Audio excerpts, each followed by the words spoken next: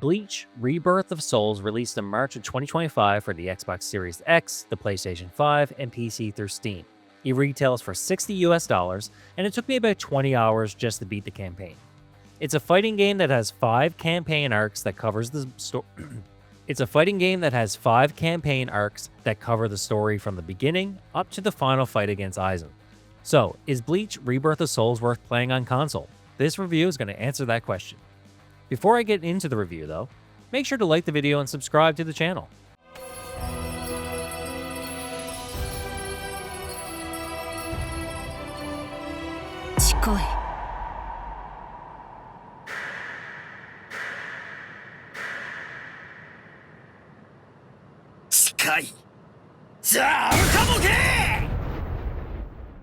Alright, let's begin by discussing the technicals and graphics for Bleach Rebirth of Souls.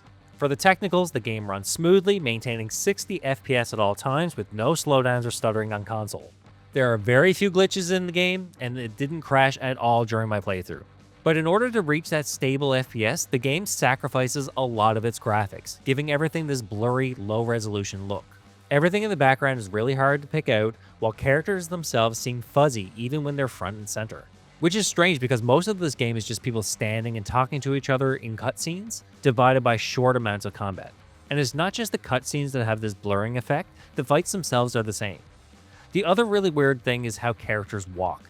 The models do this thing that reminded me of cowboys just getting off their horse after a long ride. They're bow-legged, and it's the oddest thing until you see them run and they kick themselves in the butt as they do so. Then there's the action in the cutscenes, or the complete lack of it. There are a ton of fade to blacks with lines of color representing attacks instead of actually animating combat in the cutscenes. It happens so much that if this game has anything besides people standing and talking, it's a fade to black section. Then there's also those frequent non-animated flashbacks that they do to save time, or how they didn't want to animate side characters so they either cut them from the story or replace them with just generic stock characters. But there are times when this game is very faithful to its source content, especially some of the more memorable fights like against Aizen or the Soul Society arc. The final thing to say about the graphics and the technicals is that the game is heavily censored.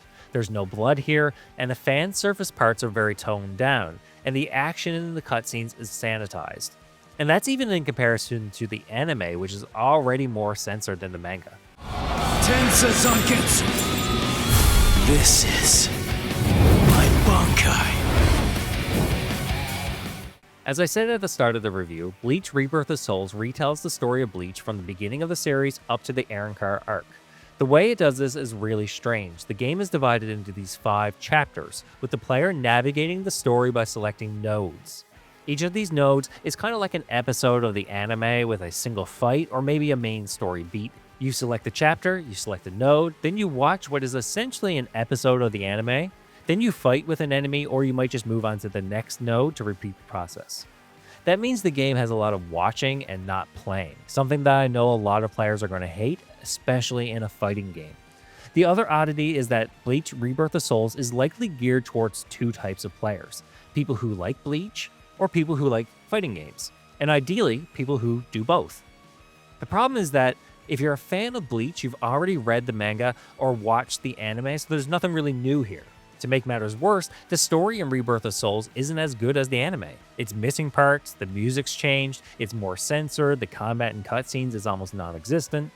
But if you're a newcomer to the series, I don't think the game does a good enough job of telling you what's going on because of the things they cut from the story.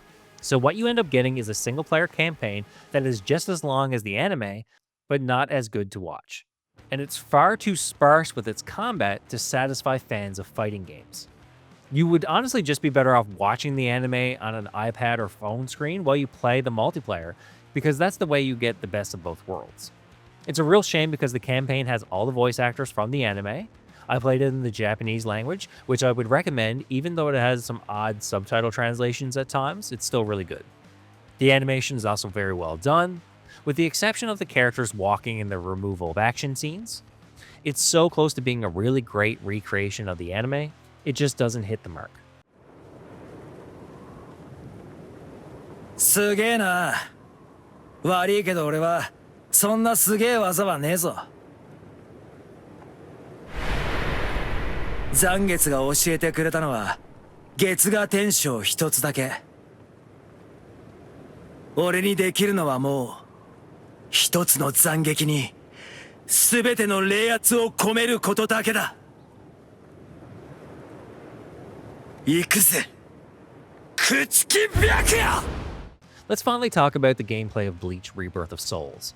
It's a fighting game, but it's not a very good one. And that comes down to two problems: the controls and the lack of abilities.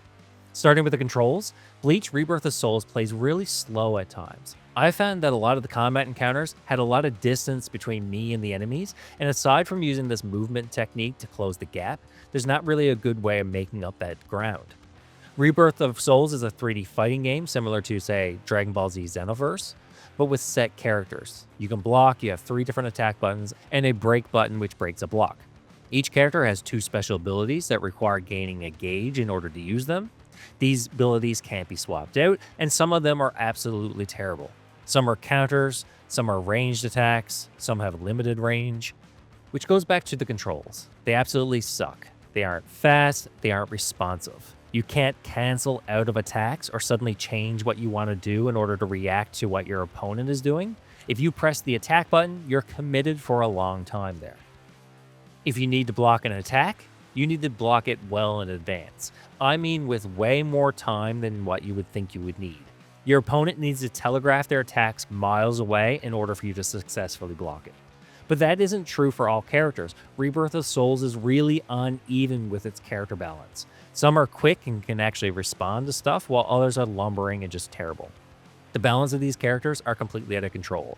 There are some that are so clearly overpowered that it's not even close. I didn't get to play much of the multiplayer due to a lack of people playing this game, so this review is mostly about the single player game. But holy hell do some of these characters suck.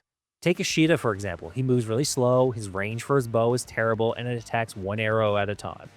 Controlling a character, it's hard to describe in a review. It's the sort of thing that you need to experience yourself. I can say that Rebirth of Souls is a bad fighting game, that the controls aren't really great, and then I can put clips in this video for you to see, but you're not going to really know and understand how the game feels because you aren't playing it. But the best way I can describe it for somebody watching this video is imagine if you're playing a fighting game and it has a 1-second input delay. You press a button and you need to wait. You want to block, and rather than block at the moment you need to block 1 second beforehand. If you've ever played a game with input lag, you'll probably get an idea of what Rebirth of Souls plays like. But again, it isn't every character. Some play fine, which is why this game's balance is bad.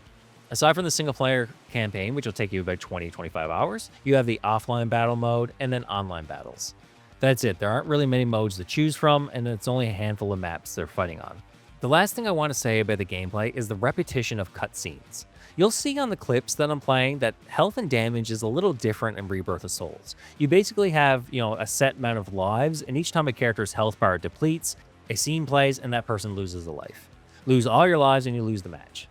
But you could have to do this attack 2, 3, 4, or even 5 times to do these special moves to deplete all your opponent's lives. And it's the same cutscene playing every single time during a match. You can't skip it and it doesn't change. Here, see for yourself if this would irritate you after a little while. 捕まえたぜ。四方三里逃げ場はねえぞ。これで終わりだ。ここまでやね。溢れた。 Alright, let's go into the pros and cons of Bleach Rebirth of Souls. For the pros, all the voice actors come back for the Japanese version, which is, in my opinion, the superior version. The game is colorful and bright, and the character models are well done as long as they are staying still. The story is well done, with over 20 hours of content. But for the cons, the controls for some of the characters feel like there's an input lag. The story is heavily censored, missing pieces of the narrative, and the action cutscenes are just fade to blacks with colorful lines indicating attacks happening off-screen. Matches have a lot of repetition in their cutscenes. There's a lack of abilities your characters can use, your characters move very slow, there aren't a lot of combo skills needed in the campaign to win. And that's it for another review. So, in my opinion, is Bleach Rebirth of Souls worth playing? No, not really. I would skip this one if you're a fan of Bleach, or if you're looking for a good fighting game. There are better fighting games out there, and if you love Bleach, just watch the anime again. I'm the Casual Console Gamer on YouTube, and I'll see you all in the next review.